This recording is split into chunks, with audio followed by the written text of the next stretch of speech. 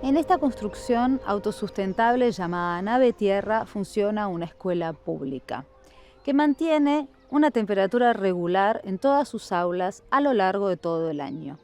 Esto es por el aprovechamiento de la masa térmica y la ventilación natural y cruzada. El aire ingresa por la parte posterior del edificio, atravesando la masa de tierra que cambia su temperatura antes de ingresar a la nave. Luego circula por los ambientes y sale por los huecos habilitados para esto que se encuentran en el techo del invernadero. De esta manera se evita la utilización de combustibles fósiles para mantener agradable la temperatura en la escuela durante todo el año.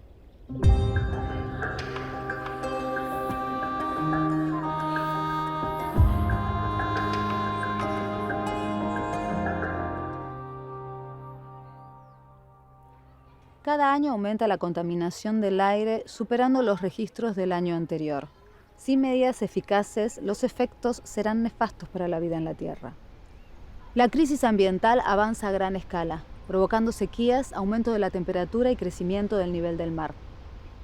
Es vital saber en qué consiste la contaminación del aire y cuánto afecta a la atmósfera para poder revertirlo.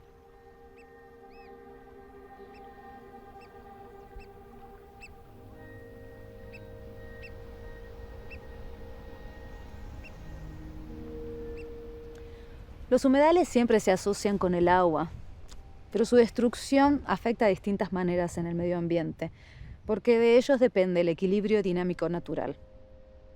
Las turberas son un tipo de humedal que se componen por musgos o plantas vasculares. No es un ecosistema muy típico en la Argentina. El 95% de estas se encuentran en Tierra del Fuego. Las turberas son uno de los mayores captores de carbono del aire.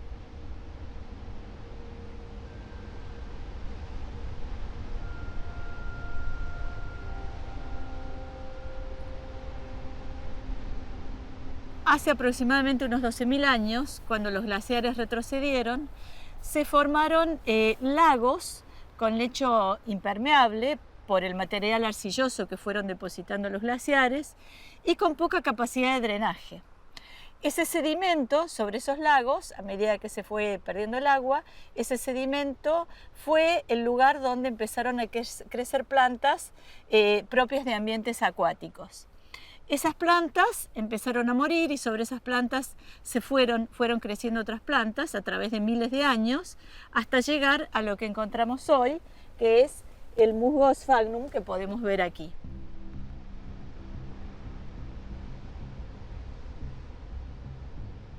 Una turbera es un humedal, por definición de Ramsar, y además es un ecosistema muy particular porque tarda en formarse miles de años. Una turbera puede tardar en formarse más de 10.000 años. Brindan muchísimas contribuciones ambientales y la más importante en este momento de crisis climática es la capacidad de absorber carbono. Las turberas absorben mucho más carbono que los bosques, por ejemplo. Por lo tanto, conservarlas significa retener debajo de la tierra muchas toneladas de dióxido de carbono que actualmente son el principal causante del cambio climático en nuestro planeta. Bueno, la turba es un medio que está permanentemente saturado y en condiciones anóxicas, es decir, sin presencia de oxígeno. Toda la materia orgánica que se fue acumulando, en realidad, no se descompone, está semidescompuesta toda esa materia orgánica que se ha ido acumulando a través del tiempo. Por eso si hacemos un sondeo podemos encontrar, por ejemplo, restos de troncos de árboles, podemos encontrar las plantas que hace miles de años existían abajo, porque esa materia no se descompone porque no hay presencia de oxígeno, no se produce la transformación de la materia orgánica. Por eso, en el proceso de fotosíntesis, cuando las plantas que están sobre la turbera capturan el carbono queda secuestrado, no se libera de nuevo. Esa es la gran diferencia con otras plantas. No se vuelve a liberar a la atmósfera, sino que queda secuestrado, almacenado en la turbera. Las turberas son grandes almacenes de carbono, por supuesto las turberas prístinas, las que no están degradadas, donde continuamente la turba va creciendo, cerca de 1 milímetro por año crece la turba, y el carbono queda secuestrado adentro. Entonces, el cambio climático de alguna manera causado por la acción antrópica, por las emanaciones de dióxido de carbono, de dióxido de nitrógeno y de lo que llamamos gases efectos invernadero o GAES. Esos gases aumentan la temperatura del planeta y por lo tanto generan desequilibrios climáticos. ¿Qué pasa cuando se drena una turbera? En el momento de drenarse la turbera se deprime el agua que existe en la turbera, dijimos que es un medio saturado, deja de ser un medio saturado, entra el oxígeno y pierde su condición natural. Entonces pierde la condición que tiene de secuestrar el carbono y libera el carbono a la atmósfera. Digamos que al conservarlas evitamos que esos gases vayan a la atmósfera y que de alguna manera contribuyan al aumento del cambio climático. Tanto como cuando se incendian los bosques, como cuando se tala un bosque o cuando se explota una turbera, todo ese gas va a la atmósfera.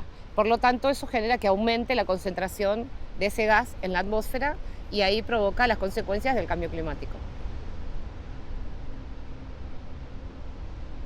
GPI, que es la Iniciativa Mundial de Turberas, que se creó en el año 2016, ha estimado que si bien las turberas cubren el 3% de la superficie del mundo, secuestran el doble de carbono que la biomasa forestal de todo el mundo. Y además almacenan el 30% del carbono que está almacenado en el subsuelo del planeta. Ahí podemos ver la gran importancia que tienen las turberas como almacenes de carbono. Y ahí podemos ver el problema que significa el drenaje. GPI ha calculado que el 5% de las emisiones de carbono mundiales están vinculadas al drenaje de las turberas.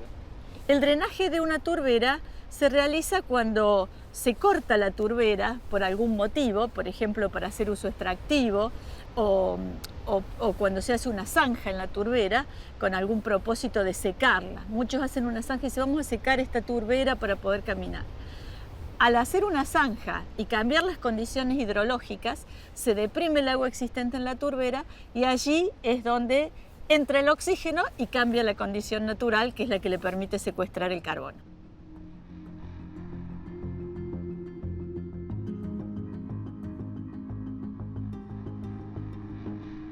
Nosotros creemos que la tendencia mundial y latinoamericana apunta a la conservación de turberas. Lo que se pretende es conservar las turberas de todo el planeta. Hay turberas en Alemania, en Irlanda, en Islandia, en Finlandia, en Noruega, en Chile, en Argentina, en Nueva Zelanda, en Australia, en Kenia, en Brasil, en Venezuela, o sea, muchos países tienen turberas. En la República Argentina existen turberas en la Patagonia Austral, pero el 90% de las turberas aproximadamente está ubicada en la provincia de Tierra del Fuego. Estas turberas durante muchos años estuvieron sometidas al uso extractivo porque están incluidas en el Código de Minería como mineral de segunda categoría. Bueno, hace unos 20 años atrás se empezó a pensar en la necesidad de proteger estos humedales porque la Convención Ramsar los incluye entre los humedales. Y en nuestro país los tratados tienen jerarquía superior a las leyes. Entonces las turberas son minerales, pero primero son humedales. Así que en la provincia dijimos, bueno, ¿cómo podemos solucionar esto? A través de planificar, promover el uso racional. Para ello se realizó un proceso de ordenamiento de las turberas que duró 11 años, desde el año 2000 hasta el 2011, donde se aprobó la zonificación que se llama Ordenamiento de las Turberas de Tierra del Fuego, donde se destinan zonas al uso extractivo, principalmente al este de Tolwyn, y zonas de conservación. Hoy hay aproximadamente 38 concesiones turberas, todas están concentradas en el centro de la isla, que es en la ciudad de Tolwyn. Lo que se extrae hoy de las turberas se utiliza para floricultura y para sustrato de jardinería. O sea, no es un insumo de primera necesidad. Como siempre nosotros decimos, no estamos salvando de hambre al mundo explotando nuestras turberas. Entonces creemos que es una actividad que debería reconvertirse.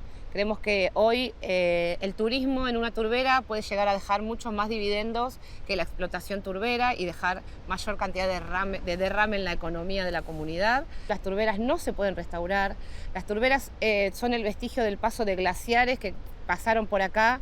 De hecho, en esta turbera que estamos viendo pasó un glaciar hace 10.000 años y no va a volver a pasar otro glaciar como para formar una turbera. Entonces, las turberas, así como cualquier recurso no renovable, no se restaura.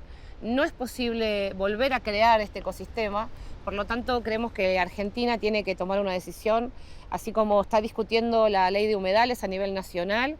Las turberas son humedales declaradas por la Convención de Ramsar, de la cual Argentina es parte firmante, y por lo tanto tiene que incluir las turberas en su conservación cuando apruebe la ley de humedales.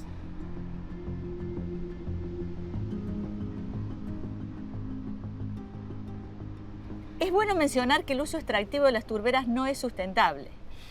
¿Por qué? Yo ya expliqué que al drenar una turbera, el uso extractivo implica primero el drenaje. Al drenar una turbera, la turbera pierde su condición natural, deja de crecer la turbera, deja de crecer la turba al perder esta condición natural, y entonces la turbera a corto plazo se degrada y a largo plazo desaparece como turbera. Y entendimos que sacrificarlas es muy duro, porque en un momento en que se está peleando a nivel nacional por tener una ley nacional de humedales, sacrificar los humedales característicos de nuestra provincia nos parece realmente muy triste. La turbera es el ecosistema donde uno ve agua y vegetación unidos en su máximo esplendor, en colores, en formas, en geoformas que uno puede observar en su superficie, donde se forman patrones, mesorrelieves, lagunas, una variedad y una singularidad impresionante de geoformas que hacen que las turberas de Tierra del Fuego, sobre todo las turberas de fondo de valle, son realmente maravillosas. Cualquiera que se pare a mirar el Valle Carvajal puede venir a nuestra provincia a ver el Valle Carvajal, el Valle de Tierra Mayor y el Valle aquí de Rancho Hambre y observar esta maravilla de la naturaleza donde se combina agua, bosque y vegetación única de las turberas.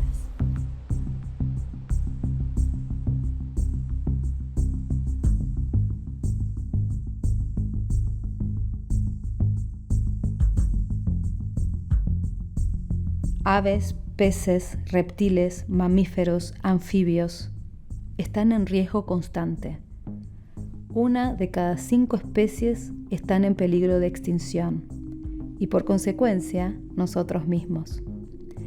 La ciencia estudia y alerta sobre este fenómeno socioambiental que se manifiesta en todos los rincones del planeta, en todos.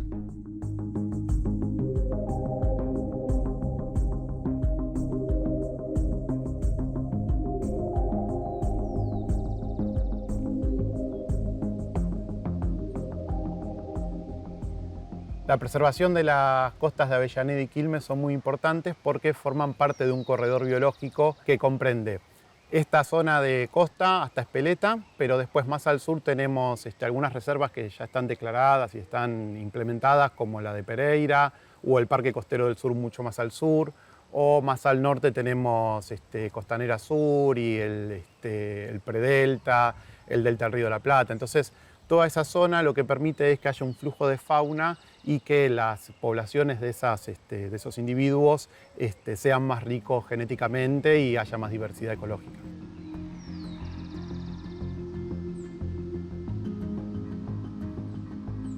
La Reserva Marginal Quilmeña es una reserva que tiene una historia relacionada con la lucha de las Madres de las Torres. En esta zona se implementó el SEAMSE, el relleno sanitario del SEAMSE, durante muchos años. Se tiró mucha basura, mucha que no está debidamente informada, no sabemos muy bien qué se tiró. En los años 2000 se empezó a llevar una serie de manifestaciones por personas que habían tenido enfermedades relacionadas con los gases que se producían en esta basura. Y se empezó una lucha ambiental en la cual se logró que se cerrara el SEAMSE y se formaran en la franja costera una reserva en Quilmes y otra reserva en Avellaneda.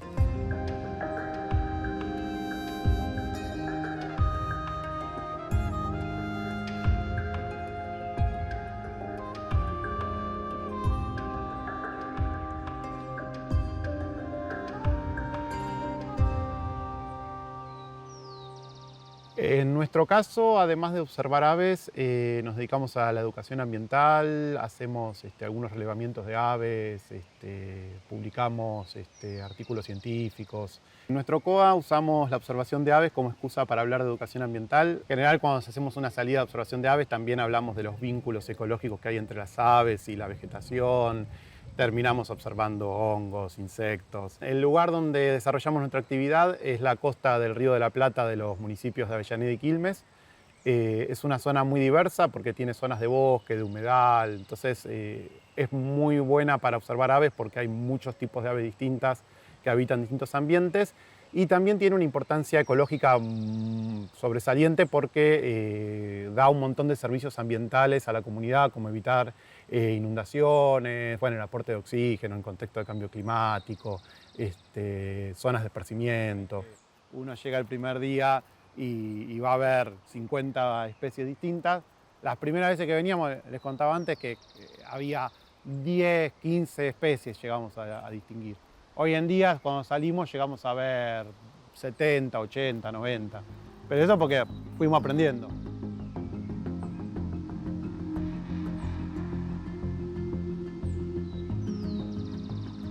Una de las maneras de ver la importancia que tiene el lugar, yo siendo de Lanús, vengo hasta Bernal, empecé a venir a Bernal porque era uno de los pocos lugares que daban con espacios verdes. En Lanús los perdimos completamente y hoy en día apenas hay plazas, muy pocas plazas, y un ambiente como este, donde por ejemplo hacer una actividad como la observación de aves, es prácticamente imposible.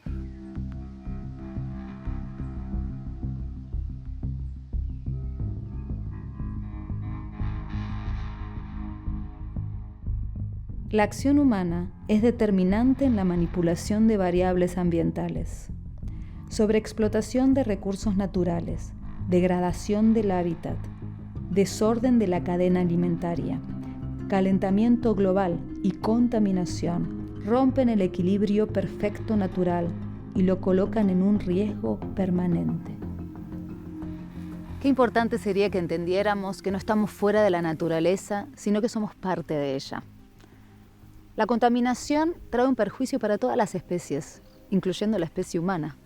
Por un lado, la ciencia viene alertando sobre un escenario que se presenta como nocivo. Y por el otro, grupos de ambientalistas se comprometen en la protección de la biodiversidad. Desde agrupaciones ambientales con alcance planetario hasta pequeños grupos de vecinos se comprometen con el cuidado del ambiente. Es una forma de cuidarnos y de entender que somos uno.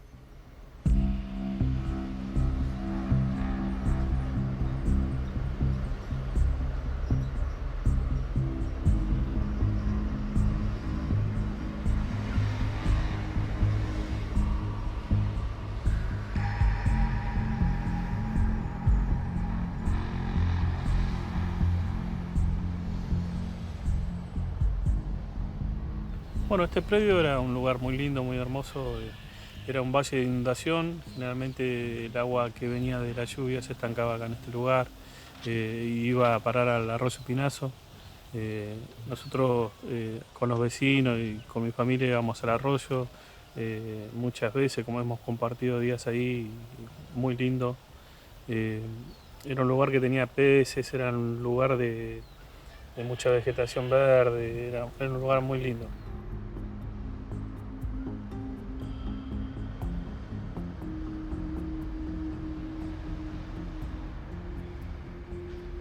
Todo este lugar, antes que se instale el basural, era un espacio verde donde venían los chicos a jugar. Yo llevaba a mis hijos al arroyo a pescar y una vez encontramos una tortuga, mi hijo la sacó de ahí, estaba súper contento, era un lugar re lindo donde los chicos podían jugar y todas esas cosas, y ahora lamentablemente nada. Sin embargo, hoy bueno, es un depósito de basura que la verdad que no solamente nos afecta la basura, sino que también hace que se inunde el barrio porque el nivel del suelo del basural está muy alto y hace que sea como una palangana y se inunde el barrio. Bueno, un basural a cielo abierto es la disposición o la acumulación indiscriminada de residuos, ¿sí?, que provienen de diferentes actividades en un punto específico, ¿no?, en el territorio. puede tener diferentes dimensiones, pero básicamente se trata de eso, y esta acumulación indiscriminada es sin ningún tipo de control, ¿no? No se controlan las emisiones, no se controlan lo que está pasando con la contaminación en el suelo y demás.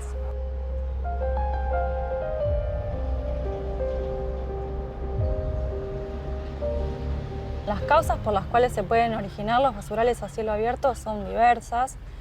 Para mencionar algunas, principalmente podemos estar hablando de un tema económico, porque en general acá en la Argentina los municipios son los que se tienen que hacer responsables de la disposición de los residuos, esto es, llevarlos al relleno sanitario y pagar por la disposición por cada kilo de residuo que allí se dispone.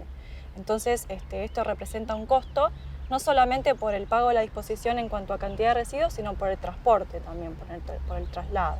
El relleno sanitario, a diferencia de un basural a cielo abierto, lo que tiene es que se toman las medidas de seguridad para evitar justamente la contaminación. Por un lado, se colocan membranas de impermeabilización para separar, digamos, los residuos del suelo y así evitar la contaminación del suelo, pero además de ello, la basura se tritura para disminuir el volumen, se va mezclando con capas de suelo, pero además consiste, digamos, en la construcción, en lo que es una red de tuberías o cañerías que van recolectando, por un lado, los líquidos lixiviados para ser tratados en otro espacio y por otro lado también la recolección de los gases que se van emitiendo, productos de la descomposición de la fracción que se puede degradar. Los basurales a cielo abierto se terminan ubicando en las zonas de periferia o en las márgenes de los municipios, en general en zonas que son los límites con otros municipios. Esto genera conflictos también, justamente por ser zonas de límite y zonas marginales. También entran algunos otros actores que pueden tener un rol importante, como por ejemplo los carreros, que son personas particulares que recolectan la basura en aquellos espacios en donde la recolección formal no está llegando, que terminan arrojando en el basural la basura que ellos recolectan. También en algunos casos puede haber una influencia de lo que son las empresas o las industrias que también para abaratar costos terminan aportando sus residuos en estos espacios. Y es muy difícil vivir enfrente del basural. Primero por los olores, los humos, a veces yo tengo que cerrar puertas, ventanas, ni así tampoco porque también se filtra el humo por abajo de las puertas, no se puede respirar, los olores porque tiran animales muertos, o sea, tiran de todo. Y con el humo, vos fíjate que lavas la ropa, la colgás, la tenés que levantar, entrarla, cuando pasa el humo sacarla, colgarla otra vez de vuelta, y si no lavarla, porque a veces viene todo el humo muchísimo y se impregna todo en la ropa, así que tenés que hacer el trabajo otra vez de vuelta. Y vivir cerca de un basural, la verdad que es bastante problemático, porque nos afectan en distintos niveles y en muchas cosas, como por ejemplo la tierra, el aire y el agua, haciendo más hincapié en el humo, sobre todo los días que hay muchas quemas, la verdad que a veces se ven columnas de humo negro, la verdad que son muy contaminantes, que también tenemos que andar durmiendo con las ventanas cerradas.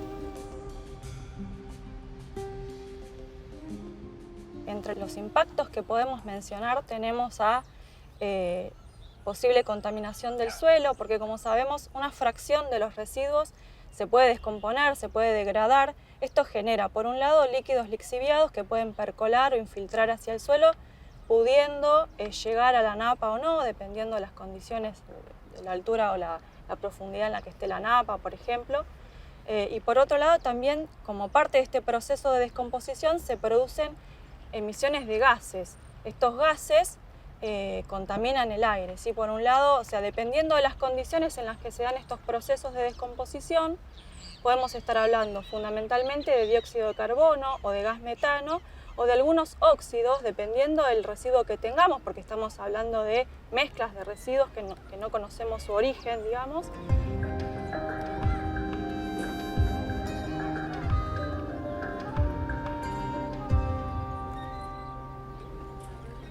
También hemos tenido gente que ha tenido erupciones y granos que vienen derivados de toda esta contaminación. Hay diversas enfermedades que pueden estar vinculadas con las personas que viven sobre todo cerca de los basurales, fundamentalmente aquellas de tipo respiratorio, por inhalar los vapores que surgen de estos gases.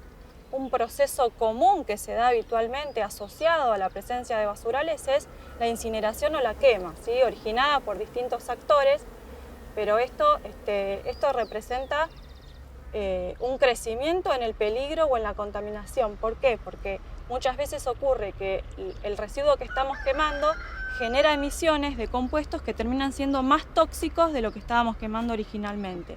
Entonces, la población que vive alrededor está expuesta a estos vapores, a estos gases, entonces las enfermedades que pueden contraer vinculado con esto pueden ser de tipo respiratorio, también de tipo cutáneo o por piel, y dependiendo de las condiciones particulares de cada lugar, también pueden llegar a ser vinculadas con el agua, por ejemplo, si se llegó a contaminar la napa y la población ingiere agua de pozo.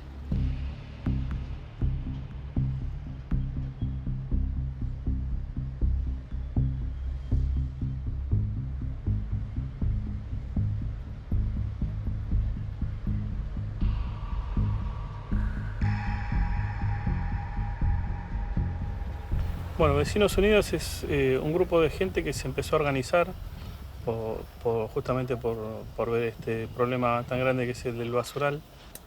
Nos basamos en reunirnos y empezar a tirar ideas como para resolver o tratar de aminorar o visibilizar el problema que tenemos tan grande. Así que hablé con uno de la máquina, que estaban acá los del basural, le pedí que si me podían hacer un espacio, si me podían correr la tierra y la basura. Me dijeron que sí. Y bueno, con mi marido, con mi familia, empezamos a limpiar, a sacar toda la basura, a limpiarlo de a poco y comprar los juegos, ponerlos de a poquito, armar con ruedas también, para que ellos tengan para jugar.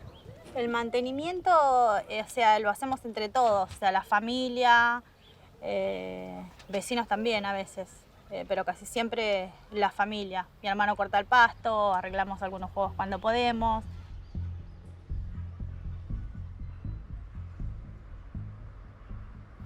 En un momento estuve pensando en irme del barrio porque la verdad que no es lindo vivir cerca de un basural. Pero la verdad es que yo tengo toda mi familia acá en el basural y soy un tipo muy de familia y justamente en ese tiempo era cuando estaba por nacer mi hija y me gustaría que mi hija se críe cerca de los abuelos más que nada.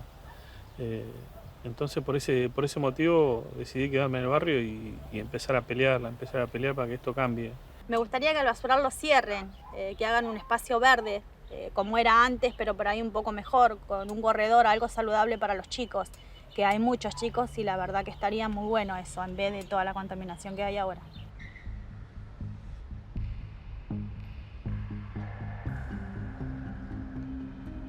Para poder solucionar el problema de los residuos tiene que haber un aporte de cada uno de los actores que están involucrados.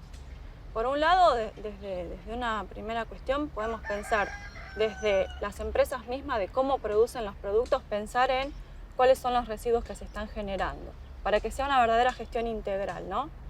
Por otro lado, los estados y los municipios deberían invertir primero en la concientización y en la educación ambiental en términos de los residuos. ¿Por qué es importante separar en casa? Porque de esta manera un volumen importante de los residuos pueden desviarse del circuito actual para poder ser reutilizados o reciclados.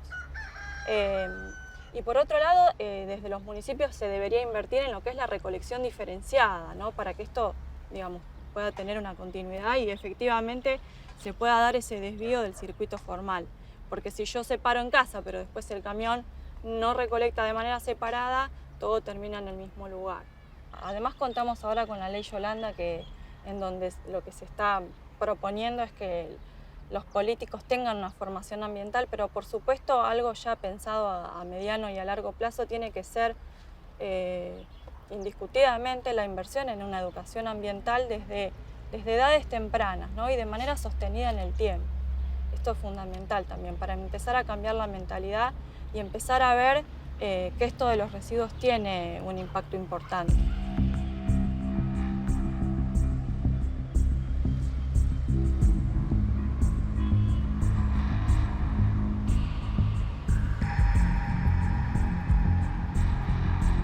La contaminación atenta contra la comunidad. La sociedad no debiera soportar los elevados costos de esta contaminación, ya que tienen impacto negativo sobre la economía, la productividad laboral, los costos de atención sanitaria y el turismo. Intervenir en el control de la contaminación es un beneficio para toda la humanidad. La mala calidad del aire plantea un problema en el contexto del desarrollo sostenible, en particular en las ciudades y las zonas urbanas de los países en desarrollo.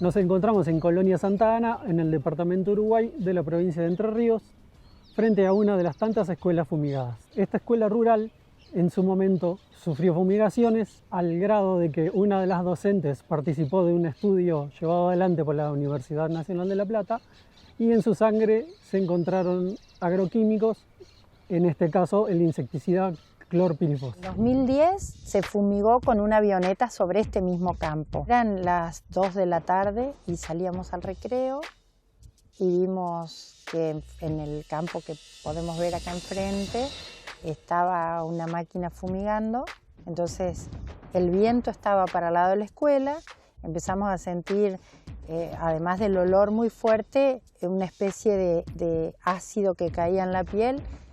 Inmediatamente llevé los nenes al aula con la otra señorita y me vine hasta acá gritando con los brazos, haciéndole señas al aplicador que deje de hacerlo.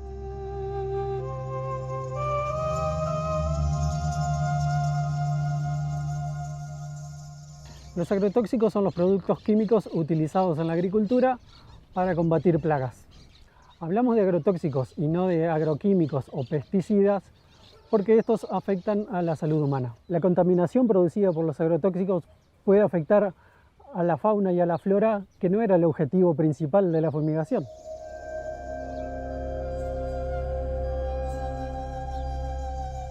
Los estudios internacionales han encontrado una relación directa entre las fumigaciones y malformaciones congénitas, casos de cáncer, afectaciones al genoma humano, o sea, afectaciones a los cromosomas.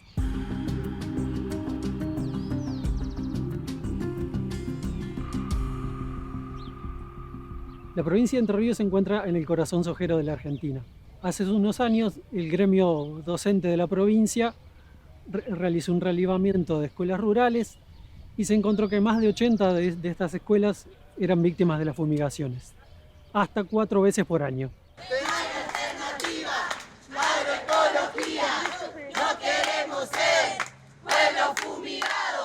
Los chicos dijeron lo que vieron. Vieron un avión que estaba fumigando y que ellos sintieron dolores de panza, que sintieron mareos, que sintieron retorcijones de pancita, que les dolían los ojitos y eso. Empezar a luchar desde ahora por la agroecología, por un modelo de producción que diga basta a los agroquímicos y que nos dejen de envenenar. Cuadros muy reiterados de afecciones respiratorias, de afecciones en la piel y descomposturas ahí repentinas que no entendíamos por qué estaba pasando. Cuando empezamos a investigar y a leer sobre qué era lo que producían estos agroquímicos, entonces empezamos a relacionar una cosa con la otra.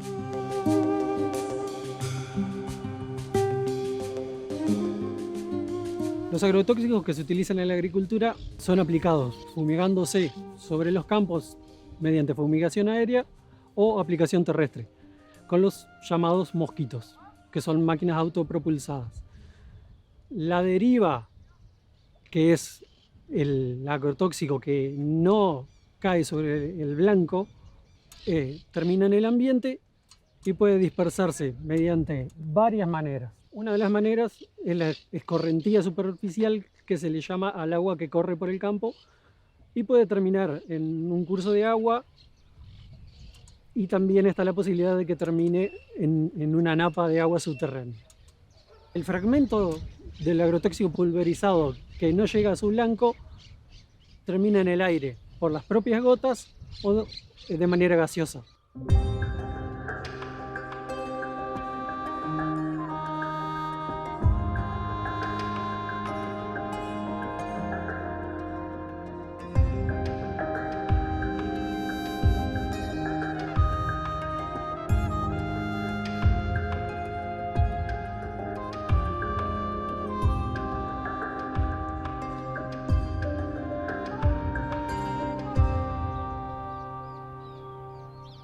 Tenemos que entender que las aplicaciones indiscriminadas de agrotóxicos son un problema de salud pública y tomar medidas al respecto. La Ley General del Ambiente, en su artículo 4, nos habla del principio precautorio, o sea, tomar medidas antes de llegar a una afectación más grave en la salud humana.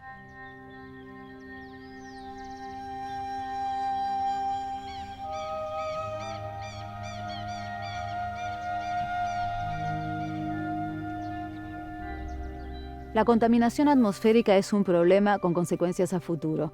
El número de muertes ocasionadas por la contaminación del aire en espacios abiertos va a incrementarse más del 50% antes del 2050. Los problemas sanitarios que ocasiona la contaminación del aire son profundos y el daño en la salud de los pueblos irreversible.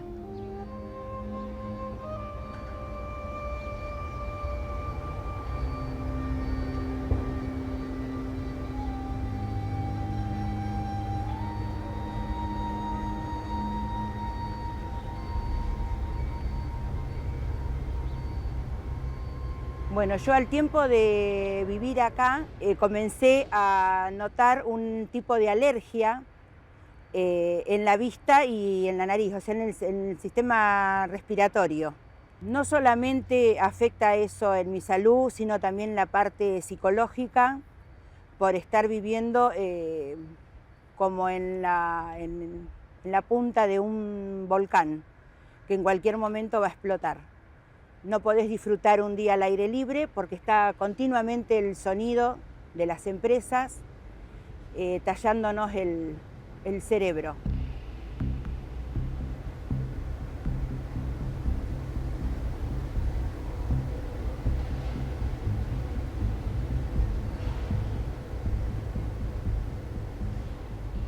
Al principio cuando vine me asustaba de noche porque el ruido era tan fuerte que yo había dejado una escalerita en el patio y me subí a la escalerita para ver qué pasaba, cómo estaba la llama. Todo eso afectó psicológicamente, emocionalmente, me afectó. Como a mí y a otros que se han ido también.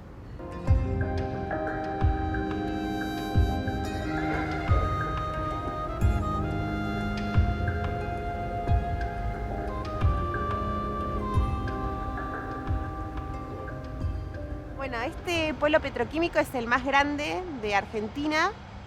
El proyecto de creación de este complejo industrial emergió hacia la década de los 70, entrando en funcionamiento entre el año 81-86 y posteriormente durante los años 90 este complejo atravesó una gran transformación que implicó su total privatización en manos de grandes corporaciones transnacionales.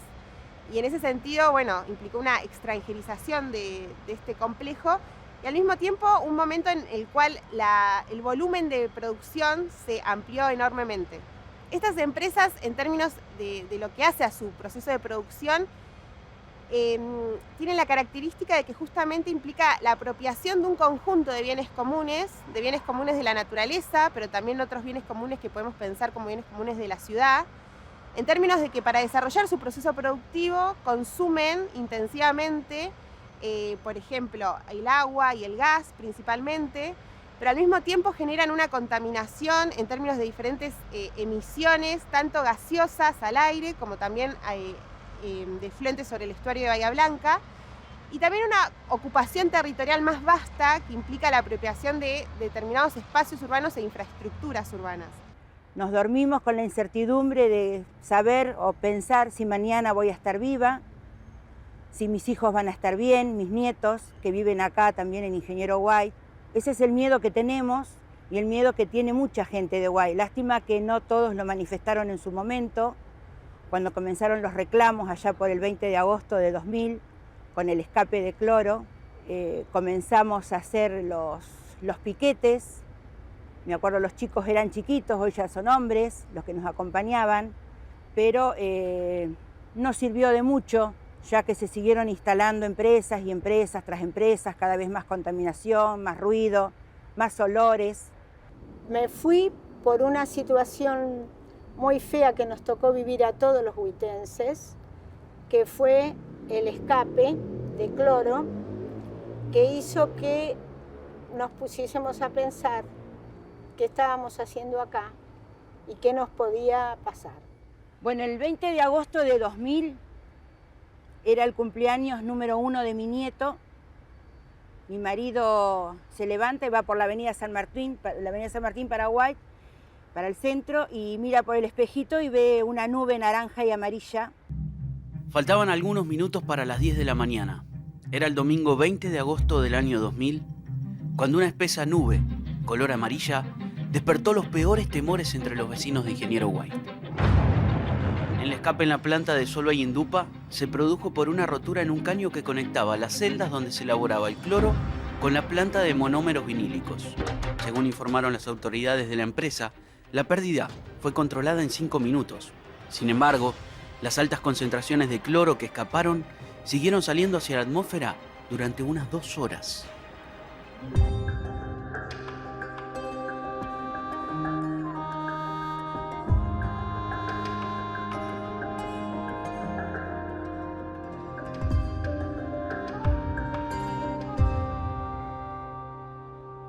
Todos, en general, acá empezamos a presentar problemas de salud serios y muy serios. Los serios serían los bronquios, la piel, y los muy serios ya pasamos a las enfermedades graves.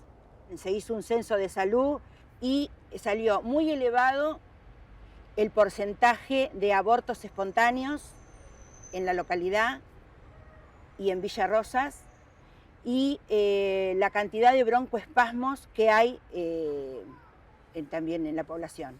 Por ejemplo, ella decía que más o menos en una cuadra de 6, 7 familias, 4 o 5 tienen problemas respiratorios. Mucho problema de asma, los chicos están medicados con el PAF.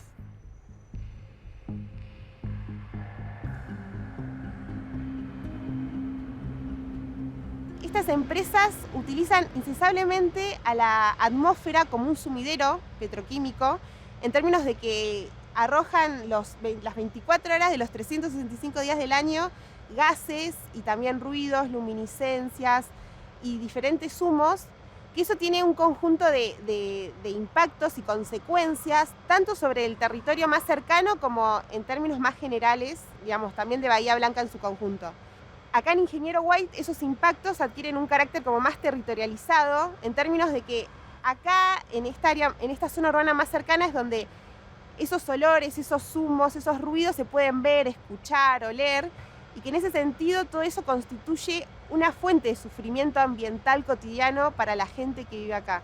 Sí hay una realidad que es la que vemos, la que oímos y la que nos cuentan los propios vecinos, y que ese impacto sobre la salud ahí ya no se reduciría a Ingeniero White, sino que tendría que ver más con todos los habitantes de Bahía Blanca.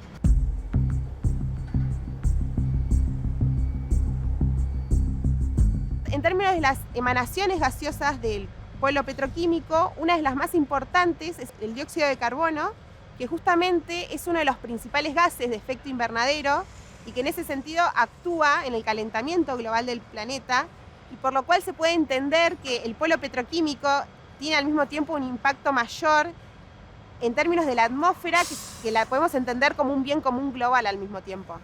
Cada vez que vengo para este lado lo siento, porque era un lugar donde me gustaba, porque la casa era mía y yo ahora estoy alquilando. No, lo que vendí no me alcanza ni para nada. Y es triste porque de tener una casa, y una linda casa, en un barrio que a mí me gustaba, con gente que yo quería, y en una escuela donde estaba trabajando enfrente de mi casa, ¿qué más quería? Tuve que dejar todo para irme porque la situación de la salud está primero. Mi sueño es cobrar el juicio y poder irme de acá, porque yo ya no puedo vivir más acá. Es miedo, es angustia, es estar continuamente con ese ruido, con los olores.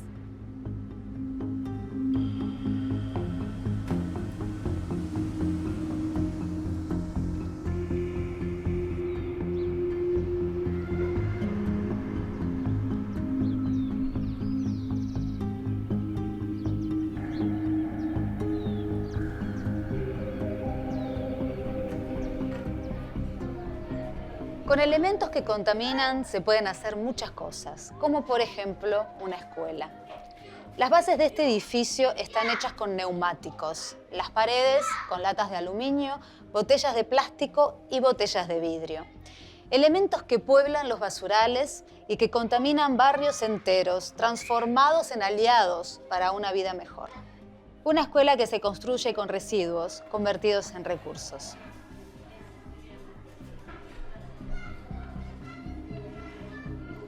Estamos frente a una contaminación invisible que de modo imperceptible va afectando nuestra salud.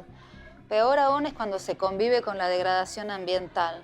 La toxicidad se hace visible, se huele, se respira.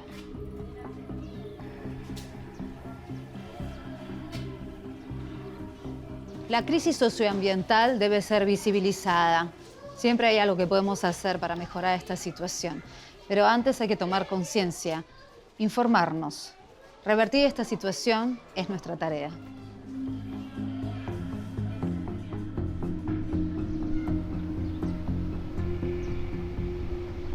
Tierra quebrada, transitar de los pies cansados, fondo del alma. Son tus ojos claros, poema y luz, y del rocío se formó tu canto y el mío.